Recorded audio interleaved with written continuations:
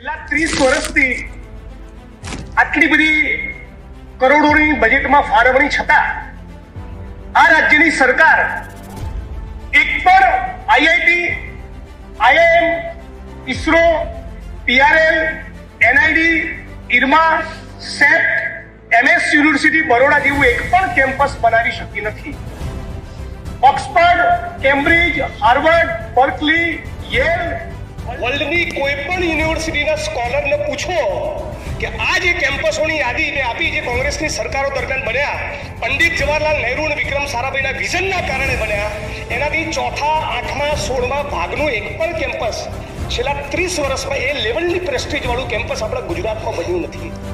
30 વર્ષથી એવો જ સવાલ, ખાલી પડેલા સરકારી પદોમાં ભરતી ના જ થાય, એમાં કોઈ રોકેટ સાયન્સ નથી. 15, 20, 25 લાખ એમ્પ્લોયમેન્ટ કોઈ રાજ્યની સરકાર કદાચ ઊભું ના કરી શકે, કદાચ સમજી શકાય, પણ ખાલી પડેલા સરકારી પદોમાં ભરતી કરવી એ બહુ સરળ વસ્તુ છે. ધારો કે 3 લાખ હાઇપોથેટિકલી 3 લાખ ખાલી પડેલા સરકારી પદો હોય તો 2025માં, 26માં, 27માં દર વર્ષે 1 લાખનું તમે આયોજન કરીને ભરતી કરો. ખાલી પડેલા સરકારી પદોમાં ભરતી નહીં કરવાનું કારણ શું છે? આ રાજ્યોના બેરોજગાર યુવાનોને સવાલ થઈ રહ્યો છે.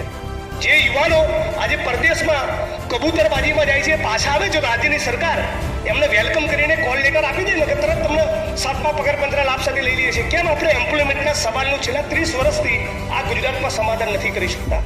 30 વર્ષથી જે સવાલનું સમાધાન ગુજરાતમાં નથી થઈ રહ્યું એવો બહુ એક વિકરાળ પ્રશ્ન છે, કુપોષણનો છે.